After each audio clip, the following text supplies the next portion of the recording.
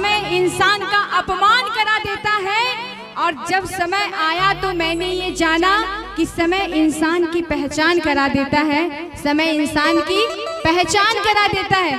इसलिए भगवान ने जो दिया बड़े ही प्यार से कबूल करना चाहिए, क्योंकि दोनों चीज कहते हैं ना, सुख भी मुझे प्यारा है, दुख भी मुझे प्यारे हैं, सुख भी मुझे प्यारा है, दुख भी मुझे प्यारे हैं, छोड़ो मैं किसे भगवान, दोनों ही तुम्हारे हैं, सुख भी मुझे प्यारा है,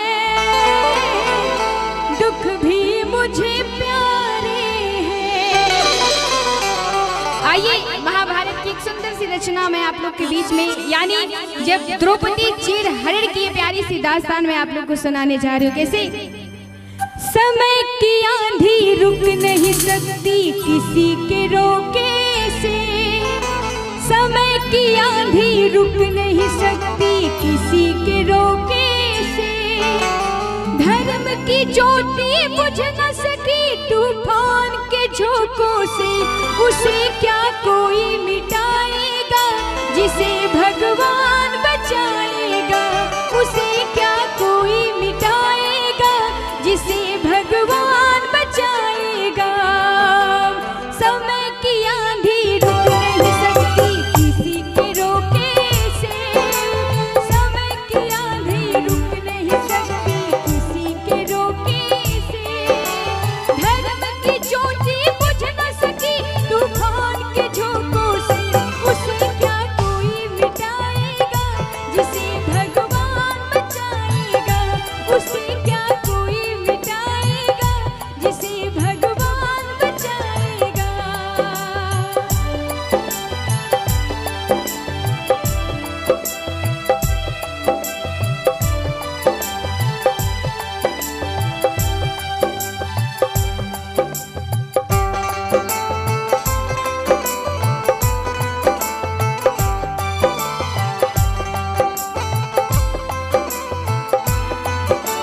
कहते हैं संकट कभी कभी हम इंसानों पर भी नहीं आती, कभी कभी भगवान पे भी आ जाती है। जब समय खराब हो तो, और जब समय खराब होता है तो दिल के साथ दिमाग भी काम करना बंद कर देता है। इसलिए कहना क्या, धर्म ध्वजा धारी अर्जुन भीम नकुल से बलशाली, हार गए कौरवों से जुए में अपनी घरवाली नारी।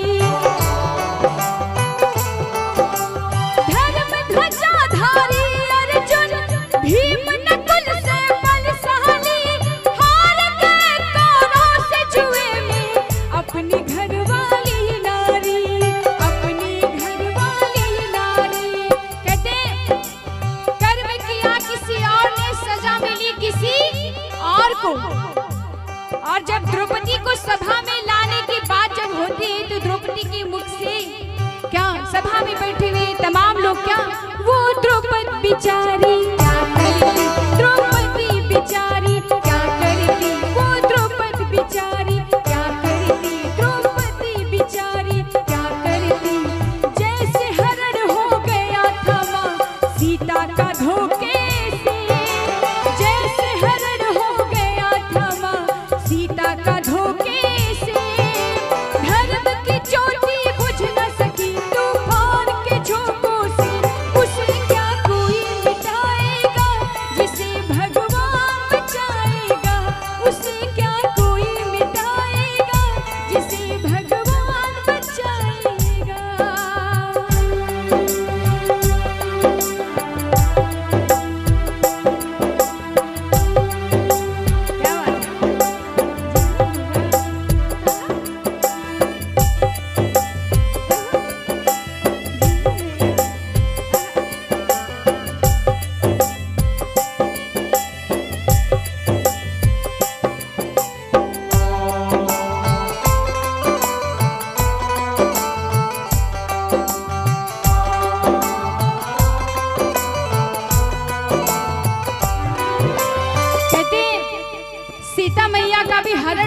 हुआ? अगर सीता मैया को पता होता कि रावण जोगी के भेष में आया है, भिक्षा लेने के भेष में अगर मुझे हरण करने के लिए आया है, तो शायद सीता मैया लक्ष्मण रेखा कभी पार नहीं करती। इसलिए कहते हैं जब दुर्योधन और दुशासन, ये बताइए कि इस पूरी सभा में दो राक्षस कौन थे, कोई बताएगा? दो राक्षस कौन थे सभा में, कोई बताएगा? यहाँ पे बड़ी आदरणीय लोग बैठे, मैं आप लोगों से बस दो सवाल करना चाहती हूँ। कोई दुर्योधन यानी उस सभा में कौन दो राक्षस थे, कोई बता सकता है? बड़े प्यारे, यानी दुर्योधन और दुशासन दो राक्षस। आइए कहने क्या, जब दुर्योधन और दुशासन द्रौपदी का बाल खींच के सभा में ला रहे थे, द्रौपदी सभी से हाथ गिड़गिड़ा कर जोली, लेकिन किसी ने द्रौपदी की लाज बचाने को ही आगे नहीं। याद कहते द्रौपदी के एक नहीं, दो नहीं, पूरे 5 पति थे, लेकिन कहते हैं ना जब इंसान का समय खराब होता है तो कोई साथ नहीं देता है। कैसे? 5 पांडव सर को झुकाए, बैठे आंखें मीच कर, बाल पकड़ कर पांचाली का लाया गया जब खींच कर।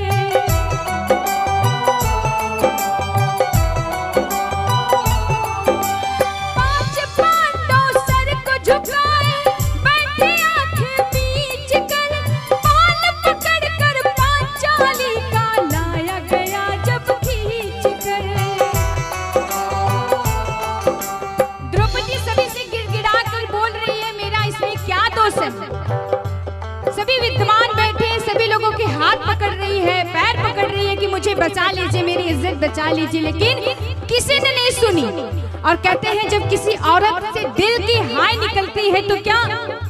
निर्लज कसाई तुझे दया न आई, लेकिन उसके बाद भी दुष्ट दुशासन न माना, रोके टोके से दुष्ट दुशासन न माना, रोके टोके से धर्म की ज्योति बुझ न सके तूफान के झोंकों से।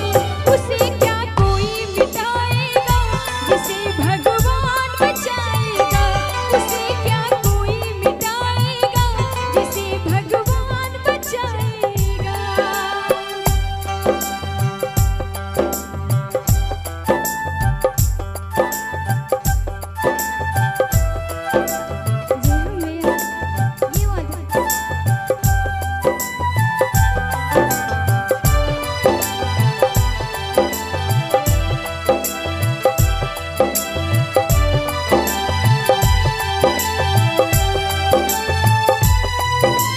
सभी लोगों ने सभा में बैठे हुए ऋषि मुनि जो भी थे, दुर्योधन और दुशासन को समझाया कि दुर्योधन दुशासन तुम्हारी लड़ाई अपनी जगह है, लेकिन एक नारी का सम्मान अपनी जगह। कहते हैं नारी से बढ़ के कोई न दूजा, इसलिए ब्रह्मा विष्णु महेश ने नारी को पूजा। इसलिए कहते हैं क्या? खड़े शिकारी दो राक्षस एक हिरणी की खाक में, बोली द्रौपदी लाज अब भैया तुम्हारे हाथ में। ये बताइए द्रौपदी के भाई कौन थे, कोई बताएगा? द्रौपदी के भैया कौन थे? भाई अगर किसी को याद है तेज बोलिएगा, मैं ऊंचा सुनती हूँ। कृष्णा, एक बार जोरदार ताली बजा दीजिए। जोरदार ताली बजे भी काहे शर्मा रहे हैं आप लोग? हाँ ये बात है।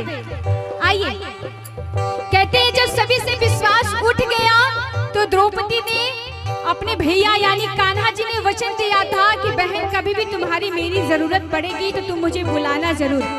द्रौपदी ने एक बार बुलाया, कन्हैया नहीं आए। क्यों? क्योंकि द्रौपदी ने एक हाथ से अपनी साड़ी पकड़ी थी, दूसरे हाथ से प्रभु को बुला रही थी। उसको विश्वास था कि मैं एक हाथ से बुलाएंगे तो मेरे प्रभु आएंगे, दूसरे हाथ से अपनी लाज भी बचा रही है। कहते हैं कि जब कभी भी हम प्रभु पे आधा अधूरा विश्वास करते हैं तो प्रभु हमारे लिए मुसीबत में कभी नहीं आते। जब एक बार द्रौपदी ने बुलाया प्रभु नहीं आए, तो दूसरी बार बुलाए तब पर भी नहीं आए। तब द्रौपदी ने कहा अब तो इज्जत जा ही रही है, अब तो इज्जत जा ही रही है। तो उसने क्या काम किया? दोनों हाथ उठा के बिल्कुल लाज शर्म सब उसने छोड़ दिया, अपनी सारी छोड़ दी, दोनों हाथों को हाथ जोड़ के आंखें मूंद के कन्हैया को बुलाने लगी। कैसे? खड़े शिकारी तो राक्षस एक हिरणी की खाक में, बोली द्रौपदी लाज अब भैया तुम्हारे हाथ में। और द्रौपदी आंखों में नीर लेके रघुनंदन को कैसे, जल्दी से आओ रघुनंदन बदनाम न हो रक्षा बंधन, जल्दी से आओ रघुनंदन बदनाम न हो रक्षा बंधन। पुकार सुनी तो कमल कन्हैया आ गए मौके से, बोले कृष्ण कन्हैया लाल की। कैसे, पुकार सुनी तो कृष्ण कन्हैया आ गए मौके से। धर्म की ज्योति बुझ न सके